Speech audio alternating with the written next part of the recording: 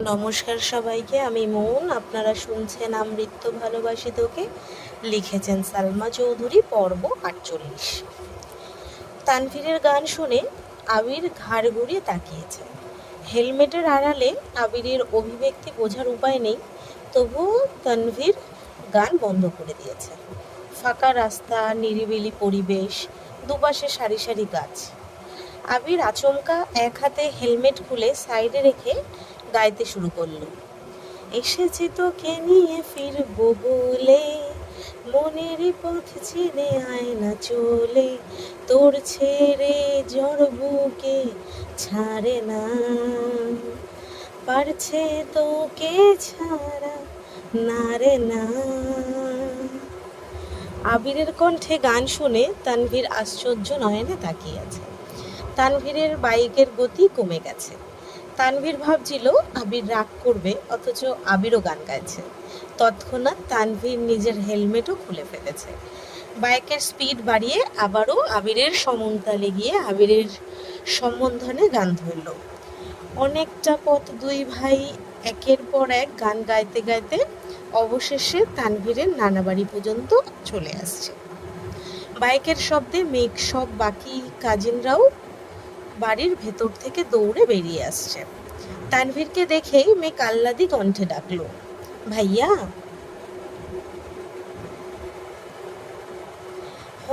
আসছে এখন ঢং করতে। 7 দিনে একবারও ভাইয়ের কথা মনে হয়নি। নিষ্ঠুর কোথাকার। তানভীর বলে উঠল। মেঘ হেসে বলল, কেমন আছো ভাইয়া?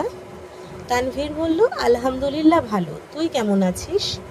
মেঘ বলল, আলহামদুলিল্লাহ ভালো। তানভীর বাকি কাজিনদের সঙ্গে গল্প করতে করতে বাড়ির ভেতরে চলে গেছে। কাজিনদের পছন্দ মতোর খাবার নিয়ে আসছে তানভীর, সেগুলোই সবাইকে দিচ্ছে। মেঘ মনের বিরুদ্ধে গিয়েও একবার পেছন ফিরে দেখল আবির আসছে কিনা। আবিরকে দেখতে না পেয়ে চিবুক নামিয়ে বাড়ির দিকে হাঁটতে শুরু করলো। আবির ভাইকে বলার পরও আসলো না, ভাবতেই মেঘের মন বিষণ্ণতায় ছেয়ে গেছে। একটু সামনে এগোতেই পুরাশলি কণ্ঠ ভেসে আসে, কেমন আছেন ম্যাম? সুপরিচিত প্রিয় কণ্ঠস্বর মস্তিষ্কের সঙ্গে সঙ্গে অষ্টাদশীর হৃদয়কেও আন্দোলিত করেছে। মেঘ অকস্মাৎ পেছন ফিরে তাকাতেই সরাসরি নজর পড়ে আবিরের মলিন মুখমণ্ডলে। নিজের প্রতি করা বেধক অবহেলা আবিরের চোখে মুখে লেপ্টে আছে। অষ্টাদশী নিষ্পলক চেয়ে থেকে খানিকক্ষণ পরখ করল আবিরকে। আবিরের পরিশান্ত চেহারা দেখে অষ্টাদশীর বুকের ভেতর চিনচিন ব্যথা অনুভব হলো। হৃদয়ের পেশ উপেক্ষা করে মেঘ মাথা নিচু করে নিরেট কণ্ঠে বলল, আলহামদুলিল্লাহ। কথাটা বলতে দেরি হয়েছে, অথচ মেঘের বাড়ির ভেতর যেতে দেরি হয়নি। মেঘ ভেতরে চলে গেলেও আবির পূর্বের জায়গাতেই নিশ্চুপ দাঁড়িয়ে আছে। এই কয়েকদিনের এলোপাথারি চলাচলে আবিরের কাদম্বিনীর চেহারার লাবণ্য অনেকটাই কমে গেছে। দেখেই বোঝা যাচ্ছে অযত্নে কাটছে তার প্রেয়সীর দিন। নানু বাড়িতে বাধা দেওয়ার কেউ নেই। হালিমা খান বকা দিলে মামারা, খালামণি, নানা, নানু আহ্লাদে মেঘকে মাথায় তুলে রাখে। তাদের অতিরিক্ত আদরে এ কয়দিনে খেয়ে না খেয়ে ছুটোছুটি করেছে। আবির চোখ বন্ধ করে সুদীর্ঘ নিঃশ্বাস ছেড়ে বাড়ির ভেতরে ঢুকল। সবার সঙ্গে দেখা সাক্ষাৎ করে নানার রুমে গিয়ে বসল। কিছুক্ষণের মধ্যে মেঘের খালামণি আর 2 মামি নাস্তা নিয়ে আসছে। আবির তানভীরের পছন্দ মতো পিঠা আরও অন্যান্য খাবার। হালিমা খান কয়েকবার এসে দেখে গেছেন। উনি ব্যাগ গোছানোতে ব্যস্ত। নাস্তা খেয়ে তানভীর, আবির আরও 2-3 জন কাজিন মিলে ঘুরতে গেছে। সবাই নানুর বাড়িতেই অপ্রকাশিত অনেক স্মৃতি জড়িয়ে থাকে। তানভীর আশেপাশে ঘুরছে, ছোটবেলার বন্ধুদের মধ্যে যারা বাড়িতে ছিল তাদের সঙ্গে গল্পগুজব করছে। তারপর বাড়িতে এসে হাত মুখ ধুয়ে খেতে বসেছে। আবিরদের উদ্দেশ্যে 2 মামি মিলে এলাহি আয়োজন করেছে। অবশ্য এত আয়োজনের পেছনে মেঘেরই হাত। ছোটবেলা আবির মেঘের নানু বাড়িতে আসছিল কি না তা মেঘ জানে না। মেঘের কাছে মনে হচ্ছে এটাই আবিরের প্রথম আগমন। নানু বাড়িতে আবির ভাইয়ের খাবার দাবারে যেন কোনো রকম ত্রুটি না থাকে, তাই মেঘ নিজে সব লিস্ট করে দিয়েছে। রান্নার তদারকিও মেঘই করছে। আবিরের পছন্দের তালিকায় যতটুকু মেঘ জানে সবটাই করিয়েছে। বেশ কয়েকটা রেসিপি মেঘ নিজেই রান্না করেছে, সঙ্গে তানভীরের পছন্দ মতো রান্নাও হয়েছে। সালাড থেকে শুরু করে যা যা মেঘের পক্ষে করা সম্ভব সেসবই সে করেছে। ওরা আসতেই দেখা করে মেঘ লুকিয়ে পড়েছে, একবারের জন্যও ওদের সামনে আসছে না। তানভীর আবিরের সঙ্গে অন্যান্য কাজিনরাও খেতে বসেছে। তানভীর আচমকা আবিরের দিকে তাকিয়ে ডাকল, ভাইয়া। আবির বলল, কি?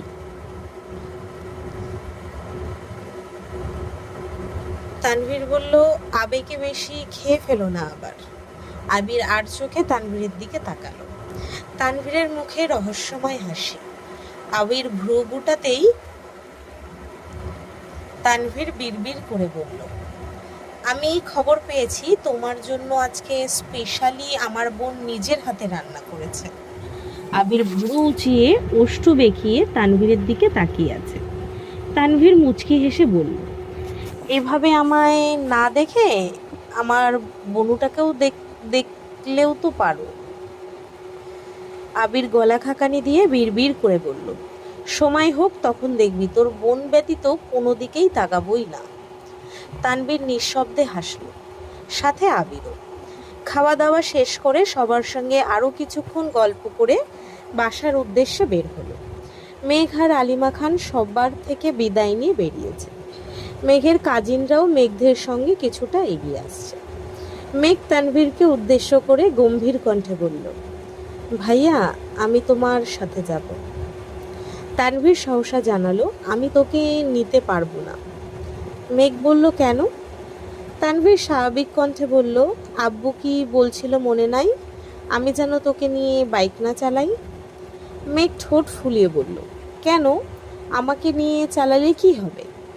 তানভীর আকাশের পানে তাকিয়ে বলল, আব্বুর আমাদেরকে নিয়ে টেনশন হয়, তুই আমি একসঙ্গে গেলে বাই চান্স অ্যাক্সিডেন্ট হলে আর আমাদের কিছু হয়ে গেলে কি হবে, সেই ভেবেই আব্বু ভয় পায়। তুই ভাইয়ার সঙ্গে যা, আমি আম্মুকে নিয়ে যাচ্ছি। মেঘ বলল, অ্যাক্সিডেন্ট করলে করব, মরে গেল যাব, তবুও আমি তোমার সাথেই যাব। তানভীর শক্ত কণ্ঠে বলল, বনু, বাজে কথা একদম বলবি না। আমার কিছু হলেও সমস্যা নাই, কিন্তু আমার কারণে তোর কিছু হলে আমাকে আব্বু মার্ডার করে ফেলবে। মেঘ ভুরু কুঁচকে বলল, ওনার সাথে গেলে যে আমার কিছু হবে না তার কি গ্যারান্টি আছে? তানভীর বলল, গ্যারান্টি আমি তোকে দিচ্ছি, কিছু হবে না তোর। মেঘ রাগে ফুঁসতে ফুঁসতে বলল, তবুও তুমি আমায় নিয়ে যাবে না? তানভীর বলল, আব্বুর কথার অমান্য করলে আমার বাড়িতে জায়গা দিবে না বইন।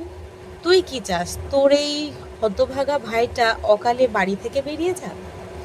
মেঘ রাগে কটকট করে বলল, হয়েছে, আর ইমোশনাল ব্ল্যাকমেল করতে হবে না, নিয়ে যাও আম্মুকে, আমিও বাসায় গিয়ে আব্বুকে বিচার দেব। তানভীর হেসে আম্মুকে গাড়িতে বসতে বলল। হালিমা খান উঠতেই তানভীর বাইক স্টার্ট দিল। এদিকে আবির এতক্ষণ যাবৎ কোনো কথাই বলেনি। ওরা কিছু দূর যেতেই আবির বাইক স্টার্ট দিতে দিতে বলল, কেউ কি আমার সঙ্গে বাইকে যেতে বিরক্ত বোধ করছে? মেঘ ফোঁস করে শ্বাস ছেড়ে নিজের ব্যাগটা মাঝখানে রেখে 1 সেকেন্ডের মধ্যে বাইকে উঠে বসেছে। আবির লুকিং গ্লাসে তাকিয়ে প্রেয়সীর রাগান্বিত মুখবরণ দেখে মৃদু হেসে বাইক স্টার্ট দিল। মেঘের রাগ অতি সহজে কমবে না, এটা আবির বেশ বুঝতে পারছে। মেঘের ছোট থেকেই এই স্বভাব, নিজের পছন্দের কোনো জিনিস কাউকে দিতে চায় না, এমনকি মিমকেও না। আর যদি কারোর উপর রাগ ওঠে তাহলে এত সহজে রাগ কমে না। কথা বললেও রাগে কটকট করতে করতেই বলে। বড় হয়েছে ঠিকই, তবে এখনো আগের স্বভাবই আছে। তানভীর ওর আম্মুকে নিয়ে অনেকটা সামনে চলে গেছে, ওদের আর দেখা যাচ্ছে না। আবির একটা চায়ের স্টল দেখে বাইক থামিয়ে 2 কাপ চা নিয়ে আসছে। মেঘ প্রথমে নিতে না চাইলেও আবিরের জোরাজোরিতে নিয়েছে। আবির রাস্তার পাশে একটা গাছের সাথে হেলান দিয়ে চা খাচ্ছে, আর অভ্যন্তর নয় মেঘকে দেখছে। রাগের কারণে মেঘের মুখ ফুলে আছে, ঠুনটিতে কেমন যেন ভাঁজ হয়ে গেছে। আবির চুল থেকে শুরু করে পায়ের কনিষ্ঠ আঙুল পর্যন্ত নিরীক্ষণ করতে করতে চা শেষ করল। টাকা পরিশোধ করে বাইকের কাছে এসে শান্ত স্বরে বলল, এখনো রাগ কমেনি তোর? মেঘ বলল, কিসের রাগ? আমার কারো উপর কোনো রাগ নেই। আবির বলল, তা তোর চোখেই ভাসতেছে। মেঘ চোখ তুলে তাকাতেই আবির মুচকি হাসল, কিন্তু মেঘের চেহারা অপরিবর্তিত। মেঘ চিবুক নামিয়ে কর্কশ গলায় বলল, আপনি কি আমায় বাসা পর্যন্ত নিয়ে যাবেন? আবির বলল, যদি না নিয়ে যায় তাহলে কি করবি? মেঘ বলল, বাস বা অন্য কিছু দিয়ে চলে যাব। আবির বলল, সত্যি? মেঘ বলল, হ্যাঁ সত্যি। আবির বলল, তুই আমায় একা ফেলে চলে যাবি? আবির বলল, আপনি তো আর অবুঝ না, যেভাবে এসেছেন সেভাবে বাসা পর্যন্ত যেতে পারবেন। আবির হঠাৎই দু আঙুলে মেঘের থুতনি উঠালো। আচমকা আবিরের স্পর্শে মেঘের দেহ শিউরে ওঠে। সহসা চোখ বন্ধ করে ফেলেছে। আবির গুরুতর কণ্ঠে বলল, তাকা। মেঘ নিভু নিভু চোখে তাকাতেই আবিরের গভীর নেত্রে দৃষ্টি নির্বদ্ধ হলো। সঙ্গে সঙ্গে মেঘের ভুরু যুগল কুঁচকে আসে। এই এক জোড়া চোখ মেঘকে কি যেন বলতে যাচ্ছে। চোখের ভাষা বোঝার সাধ্যই ছোট অষ্টাদশীর নেই, তবে দৃষ্টির গভীরতা প্রখর, তা বুঝতে সময় লাগেনি। ইদানিং আবিরের নজরের অস্বাভাবিকতায় মেঘ প্রায়ই খেয়াল করে। মেঘ তাকালে, চোখে চোখ পড়লেই নিজেকে কেমন যেন আড়াল করে নেয় আবির। আজও আবিরের দৃষ্টি প্রখর।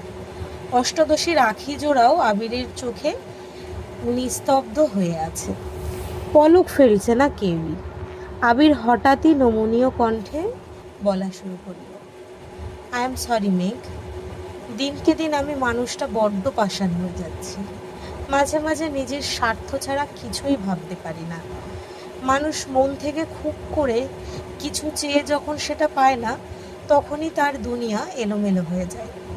সেই জিনিসটা পাওয়ার জন্য আবেগ, অনুভূতি বিসর্জন দিতেও দুবার ভাবে না। আমার অবস্থা এখন তেমনই। আমি জানি তুই এইসবের কিছুই বুঝবি না, তবুও কেন জানি তোকে বলতে ইচ্ছে করছে। তোর সাথে সেদিন একটু বেশিই বাড়াবাড়ি করে ফেলেছি। যদি সম্ভব হয় আমায় ক্ষমা করে দিস। আমি তোর খারাপ চাই না কখনো, কিন্তু আমার ভালো চাওয়াগুলো কেমন যেন খারাপ হয়ে যায়।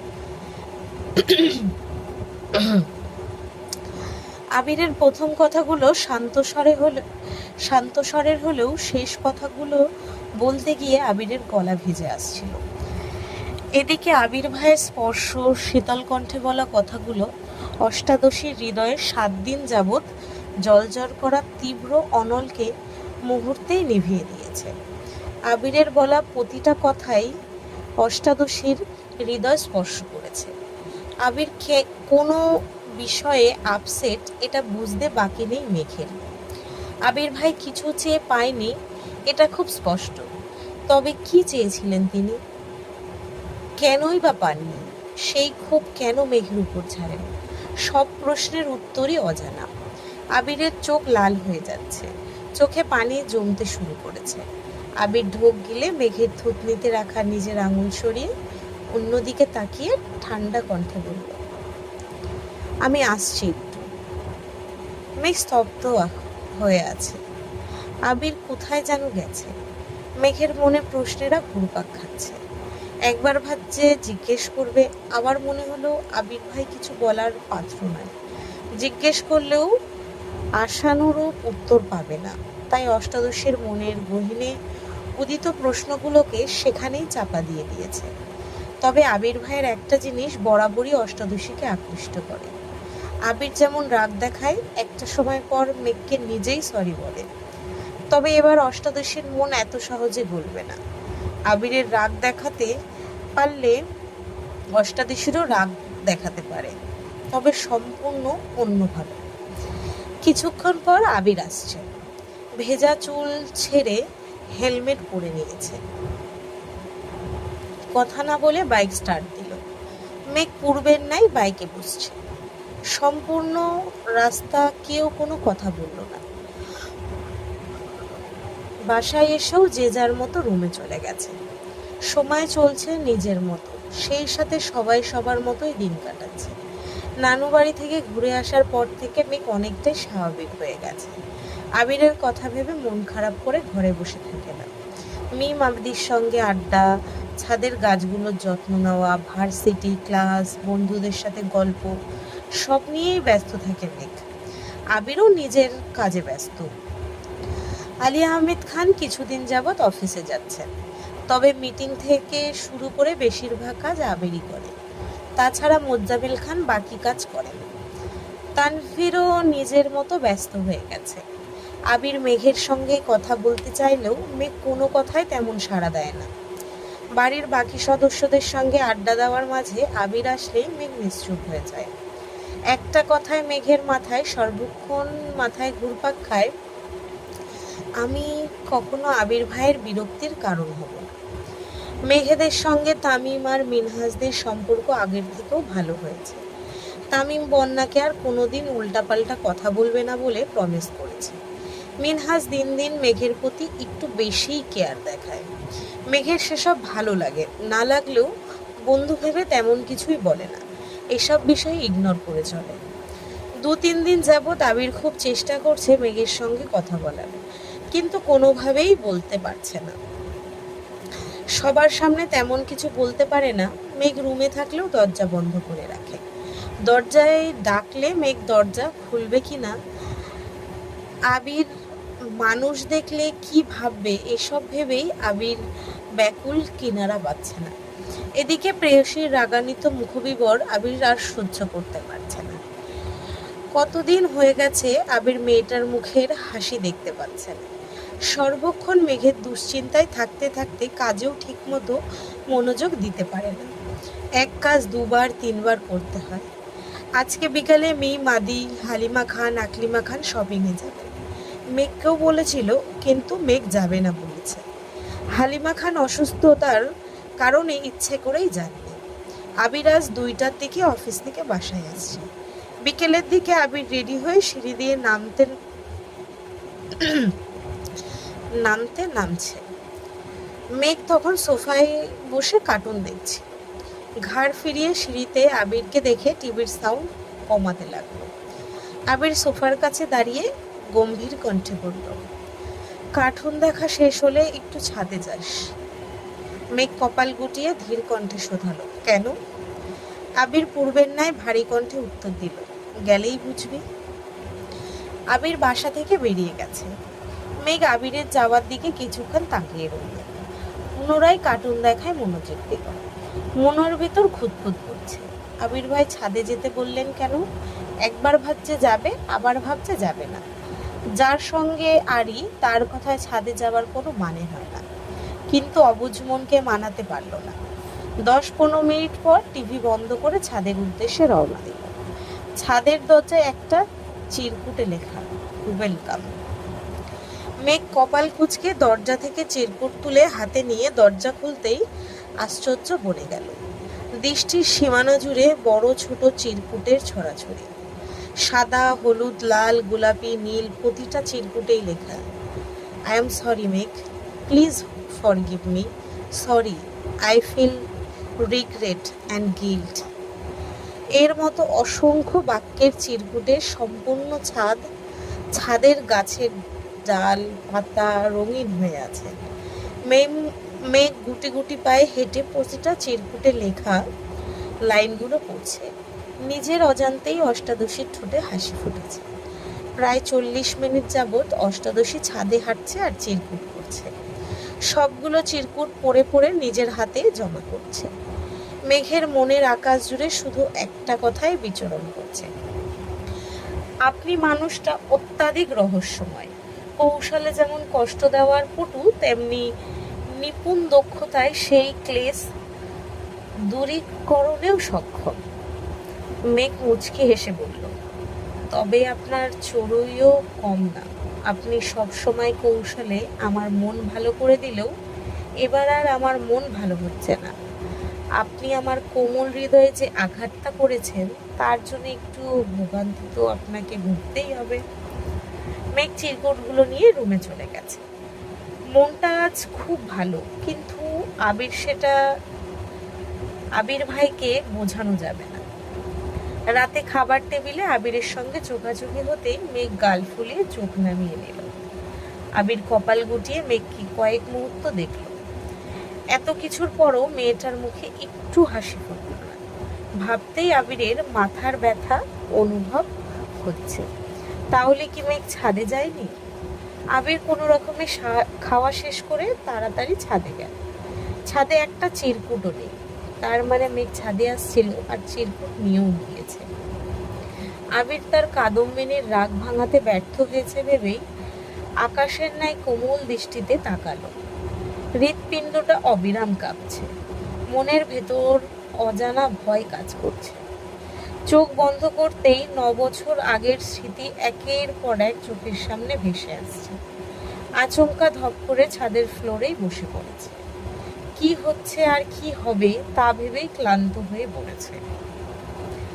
আজ মার্চের 3 তারিখ, মেঘের জন্মদিন। অষ্টাদশী আজ 19 বছরে পা দিয়েছে। বাড়ির পরিবেশ ঠান্ডা। এই বাড়িতে কখনোই জন্মদিন পালন করা হয় না, সামান্য উইশটুকুও কেউ করে না, তাই কারোর জন্মদিনের কথা মনেই থাকে না। আবির গত রাতে দেরি করে বাসায় ফেরার কারণে সকালে ঘুম থেকে উঠতে পারেনি। আবির 12টার দিকে অফিসে যেতে চাইলে আলী আহমেদ খান অফিসে তেমন চাপ নেই বলে যেতে নিষেধ করেন। এর জন্য আবির দুপুরের দিকে সোফায় বসে আদিকে পড়াচ্ছিল। কিছুক্ষণ পর মেঘ ভার্সিটি থেকে বাসায় আসছে, ফ্রেশ হয়ে খেতে বসেছে। হঠাৎ দরজার কলিং বেলের শব্দ হতেই আবির গিয়ে দরজা খুলে দিল। ডেলিভারি বয় জিজ্ঞেস করলেন, এখানে মাহাদিবা খান নামের কেউ আছেন? মেঘ খাবার খাওয়া বন্ধ করে দরজার দিকে তাকালো। আবির তীক্ষ্ণ দৃষ্টিতে তাকিয়ে প্রশ্ন করল, কেন? ডেলিভারি বয় বলল, ওনার নামে পার্সেল আছে। আবির গম্ভীর কণ্ঠে প্রশ্ন করল, কোথা থেকে? ডেলিভারি বয় বলল, সরি ভাইয়া, সেটা বলতে পারছি না। পার্সেলের কথা শুনে মেঘ তাড়াতাড়ি খাবার শেষ করে হাত ধুয়ে দৌড়ে আসছে। উত্তেজিত কণ্ঠে বলল, আমি মাহাদিবা। ছেলেটা মেঘের সাইন নিয়ে পার্সেল দিয়ে চলে গেছে। মেঘ পার্সেল ঘুরিয়ে ফিরিয়ে দেখতে দেখতে চলে যাচ্ছে। আবির স্তব্ধ হয়ে গেছে। আবির দরজা বন্ধ করে সিঁড়ি পর্যন্ত আসতেই তানভীর নামছে। মেঘকে হাস্যোজ্জ্বল চেহারা দেখে আবিরের দিকে তাকিয়ে ছোট করে বলল, কি হয়েছে? আবির উত্তর না দিয়ে তানভীরকে পাশ কাটিয়ে মেঘের রুমে চলে গেছে। মেঘ টেবিলের উপর পার্সেল রেখে কাঁচি আনতে ড্রেসিং টেবিলের কাছে গেছে। আবির রুমে ঢুকে পার্সেল হাতে নিয়ে গম্ভীর কণ্ঠে প্রশ্ন করল, পার্সেল কে পাঠাইছে? মেঘ হেসে উত্তর দিল, আমি কি করে বলব? আবির বলল, তাহলে পার্সেল পেয়ে এত খুশি কেন? মেঘ বলল, গিফট পেলে সবাই খুশি হয়, সেটা যেই দেখ না কেন, আমার পার্সেল দিন। আবির বলল, কে পাঠিয়েছে না বললে পার্সেল দিব না। মেঘ বলল, আজব তো, আমি জানি না কে পাঠাইছে। আবির বলল, তাহলে পার্সেল দেখার দরকার নেই। বলেই আবির পার্সেল নিয়ে চলে গেছে। মেঘ আহামুখের মতো চেয়ে আছে, মনে মনে বিড়বিড় করে বলছে, নিজে সামান্য উইশও করবেন না, আবার কেউ পার্সেল দিলে নিতেও দিবেন না। এই কেমন মানুষ রে বাবা। আবির পার্সেল নিয়ে রুমে ছুঁড়ে ফেলে দিয়েছে। আবিরের মাথায় ঘুরপাক খাচ্ছে, হয়তো মিনহাজ গিফট পাঠিয়েছে। মেঘ কি করবে ভেবে না পেয়ে একে একে বন্যা, মিনহাজ, তামিম, মিষ্টি সবাইকে কল দিয়েছে। কেউ পার্সেল পাঠিয়েছে কিনা জিজ্ঞেস করছে, কিন্তু কেউই কিছু জানে না। মিনহাজকে জিজ্ঞেস করায় মিনহাজ বলছে, তোদের বাসার ঠিকানা জানলে আমি নিজেই পার্সেল নিয়ে হাজির হইতাম। মেঘ প্রথমে ভেবেছিল বন্ধুদের মধ্যেই কেউ পাঠিয়েছে, কিন্তু ওদের কথা শুনে এখন মেঘ নিজেই চিন্তায় পড়ে গেছে, তবে কে দিল পার্সেল? দুপুরের পর পর আবির বাসা থেকে বেরিয়ে গেছে। কিছুক্ষণ পর তানভীর একটা ড্রেস মেঘকে দিয়ে বলল, এটা পরে রেডি হয়ে নে, তোকে নিয়ে বের হব। মেঘ বলল, কেন? তানভীর মুচকি হেসে বলল, এমনি। মেঘও সঙ্গে সঙ্গে হাসলো। সবার মধ্যে তার ভাই যে তার জন্মদিন মনে রেখে ঘুরতে যাওয়ার জন্য বলছে, সেই অনেক। মেঘ ছটফট রেডি হয়ে বের হয়েছে। তানভীর ড্রয়িং রুমেই বসেছিল। হালিমা খানকে বলেই মেঘকে নিয়ে বের হচ্ছে। মেঘ তানভীরের পিছু পিছু যেতে যেতে বলল, আজ দুজনে বাইকে গেলে কিছু হবে না? তানভীর বলল, হতেও পারে, তার জন্যই গাড়ি নিয়ে যাব। মেঘ ভাইয়ের দিকে তাকিয়ে নীরবে ভেঙচি কাটল। মেঘ ভেবেছিল তানভীরকে কথা শোনাবে, তা না হয়ে উল্টো নিজেই বোকা হয়ে গেছে। তানভীর মেঘকে নিয়ে সন্ধ্যার ঠিক আগে আগে একটা রেস্টুরেন্টে ঢুকলো। রেস্টুরেন্টে পা দিতেই মেঘের চক্ষু ছানা বড়া হয়ে গেছে। সম্পূর্ণ রেস্টুরেন্ট বার্থডের জন্য সুন্দর করে সাজানো। তানভীর মুখে হাসি রেখে বলল, হ্যাপি বার্থডে বুনু। মেঘ আহ্লাদি কণ্ঠে বলল, থ্যাংক ইউ ভাইয়া। মেঘ আশ্চর্য নয়নে তাকিয়ে দেখছে। কিছু ভাবার বা বলার আগেই আচমকা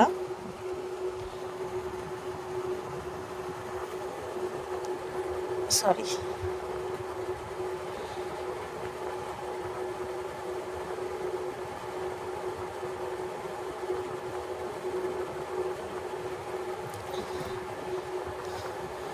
একটু আটকে গেছিলাম, আবার বলছি।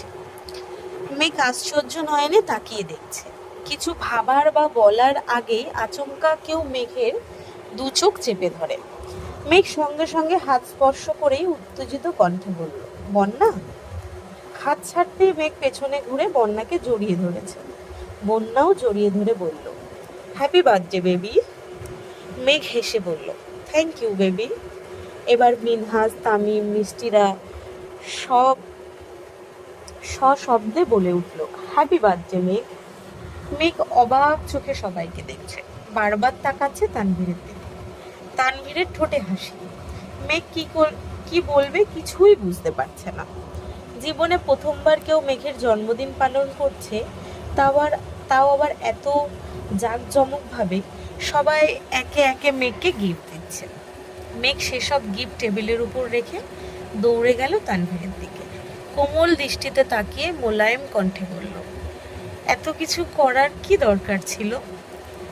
তানভীর মৃদু স্বরে বলল, এগুলো কিছুই না, একটু অপেক্ষা কর, দেখবি। মেঘ তানভীরের দিকে অবাক দৃষ্টিতে চেয়ে আছে। 2-3 মিনিট পর প্রায় 30 জনের মতো পথশিশু রেস্টুরেন্টের ভেতর থেকে বেরিয়ে এসে একজোট হয়ে মেঘকে উইশ করল। মেঘ নিজের চোখকে কোনো মতেই বিশ্বাস করতে পারছে না। তানভীর মেঘের মাথায় হাত বুলিয়ে বলল, আজ তোর জন্মদিন উপলক্ষে ওদের সবাইকে নিজের হাতে খাওয়াবি, পারবি না? মেঘের চোখ ছলছল করছে, কিছু বলার ভাষা হারিয়ে ফেলেছে। অকস্মাৎ ফুপ্পিকে দেখে মেঘ চোখের পানি ধরে রাখতে পারে। ফুপ্পি, আইরিনরা সবাই আসছে। মেঘ ফুপ্পিকে জড়িয়ে ধরেই কান্না করে দিয়েছে। প্রায় 10-15 মিনিট পর তানভীর শক্ত কণ্ঠে বলল, আর কতক্ষণ কাঁদবে? মেঘ চোখ মুছতে মুছতে তানভীরকে জিজ্ঞাসা করল, এত আয়োজন তুমি করেছ? তানভীর বিপুল চোখে তাকিয়ে বলল, আমার এত সামর্থ্য এখনো হয়নি বনু, এসব ভাইয়া করেছে। মেঘের হাসি মিলিয়ে গেছে। আশেপাশে চোখ বুলায়। আবিরের কোনো অস্তিত্ব না পেয়ে অন্ধকারে ছেয়ে গেছে মেঘের মুখ। উদ্বিগ্ন কণ্ঠস্বর শুধায়, উনি কোথায়? তানভীর বলল, জানি না। মেঘ বলল, উনি আসবেন না? তানভীর বলল, বোধ হয় না। মেঘ এবার তপ্ত স্বরে বলল, কেন? তানভীর বলল, তুই নাকি ভাইয়ার উপর রেগে আছিস, তাই। মেঘ বলল, তাহলে এসব করছেন কেন? তানভীর বলল, তুই ভাইয়ার জন্মদিন করেছিলি, তাই ভাইয়াও তোর জন্মদিনের আয়োজন করেছে। মেঘ আশেপাশে তাকিয়ে গম্ভীর কণ্ঠে বলল, এখানে আসতে বলো। তানভীর পকেট থেকে ফোন বের করে আবিরকে কল দিল। আসার কথা বলায় আবির শীতল কণ্ঠে বলল, তোরা কেক কেটে ফেল, আমি আসবো না। সাউন্ড বেশি থাকায় মেঘ পাশ থেকে আবিরের কথা শুনে ফেলেছে। হাত বাড়িয়ে তানভীরের থেকে ফোন নিয়ে মেঘ রাগী স্বরে বলল, আপনি না আসা পর্যন্ত আমি কেক কাটবো না। এবার আপনি ভাবুন আসবেন কি না। বলেই মেঘ কল কেটে দিয়েছে। মেঘ ফোঁস করে শ্বাস ছাড়ল। বন্যা হাঁ হয়ে মেঘকে দেখছে। যে আবির ভাইকে মেঘ বাঘের মতো ভয় পেত, আজ কি সুন্দরভাবে ওনার ওপর অধিকার দেখাচ্ছে। মিনহাজ তামিম শুধু মুখ চাওয়াচাবি করছে।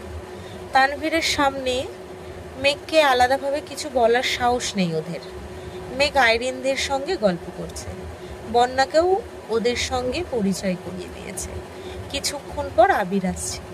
কালো শার্ট, কালো প্যান্ট, ব্লেজার, বুকের উপর সানগ্লাস ঝোলানো। আবির ঢুকতেই সবার নজর পড়ে আবিরের দিকে। আবিরকে দেখেই মেঘের ঠোঁট হাসি ফুটেছে। বন্যা, মিনহাজ, তামিম হাঁ হয়ে তাকিয়ে আছে আবিরের দিকে। মিষ্টিরা আবিরের গেট আপ দেখে ফিদা হয়ে গেছে। আবির আসার কিছুক্ষণের মধ্যেই কেক কাটা হয়েছে। ফুপ্পিক থেকে শুরু করে আবির, তানভীর সহ যতজন পথশিশু ছিল সবাইকে মেঘ নিজের হাতে কেক খাইয়ে দিয়েছে। কেক কাটার পর্ব শেষ হতেই আবির পকেট থেকে একটা বক্স বের করে মেঘকে দিয়ে বলল, হ্যাপি বার্থডে ডিয়ার স্প্যারো। মেঘ থ্যাংক ইউ বলে বক্স খুলতে বিস্ময়কর দৃষ্টিতে আবিরের দিকে তাকায়। আবিরের নিরুদ্বেগ ভাব দেখে মেঘ একে একে সবার দিকে তাকাচ্ছে। বক্সে জলজল করছে ডায়মন্ডের আংটি। তা দেখে মেঘের হাত কাঁপছে। মেঘের ভাবভঙ্গি দেখে আবির থমথমে কণ্ঠে বিড়বিড় করে বলল, আংটির দিকে এভাবে তাকিয়ে থাকিস না, তোর ফ্রেন্ডরা ভাববে জীবনে ডায়মন্ড দেখিস নি। তাড়াতাড়ি আংটিটা পর। আমাকে আংটি পরাতে বাধ্য করিস না, আমি আংটি পরালে এখানে কাহিনী হয়ে যাবে। মেঘ এক পলক আবিরকে দেখে আস্তে করে গলা খাকানি দিয়ে টেবিলের উপর বাক্স রেখে আংটিটা নিজের অনামিকা আঙুলে ঢোকালো। নিজের হাতের দিকে বিস্মিত চোখে তাকিয়ে আছে মেঘ। জীবনে প্রথমবার ডায়মন্ডের আংটি পরেছে হাতে। মেঘ খুশিতে ফুপ্পি সহ সবাইকে সেই আংটি দেখাচ্ছে। উপস্থিত প্রত্যেকের মুখে হাসি থাকলেও মিনহাজ আর তামিজ নিস্তব্ধ হয়ে আছে। দুজনের দিকে তাকাচ্ছে। কিছু বলতে পারছে না, শুধু চোখে ইশারা দিচ্ছে। সবটা যে আবিরের পরিকল্পনা তা বোঝার ক্ষমতাও তাদের নেই। মেঘের জন্মদিনে ছোটখাটো সারপ্রাইজ দিবে এটা আগে থেকেই ভেবে রেখেছিল। কিন্তু আজ মেঘের নামে পার্সেল আসার পর সেই দুশ্চিন্তা মুহূর্তেই বদলে গেছে। বাসায় বসেই সব পরিকল্পনা করেছে। দুপুরের পর মার্কেটে গিয়ে মেঘের জন্য ড্রেস কিনে তানভীরকে দিয়ে পাঠিয়েছে। তানভীরকে দিয়ে বন্যাকে কল দিয়ে ইনভাইট করেছে। সেই সঙ্গে বন্যাকে দায়িত্ব দিয়েছে মিনহাজদের বলার জন্য, এবং অবশ্যই যেন সবাই আসে। বন্যাও তানভীরের কথা মতো সবাইকে বলেছে। ফুপ্পিদের আবিরই জানিয়েছে। মিনহাজ আর তামিরকে নিজের অবস্থান বোঝানোর জন্যই আবির ইচ্ছে করে মেঘের জন্মদিনে সম্পূর্ণ রেস্টুরেন্ট বুকিং দিয়েছে। সেই সঙ্গে মেঘের জন্য নিজে পছন্দ করে ডায়মন্ডের আংটি নিয়ে আসছে। যেখানে মারপিট আর কথায় কিছু বোঝানো অসম্ভব হয়ে পড়ে, সেখানে কিছু কৌশল খাটাতেই হয়। আজকের পর্ব এই অবধি। যদি সবার ভালো লাগে লাইক, কমেন্ট, শেয়ার করে দিও। যদি ইউটিউব থেকে দেখছো তো সবাই সাবস্ক্রাইব করো। যদি ফেসবুক থেকে দেখছো তো পেজটাকে ফলো করে দিও। আজ আসছি, ধন্যবাদ সবাইকে।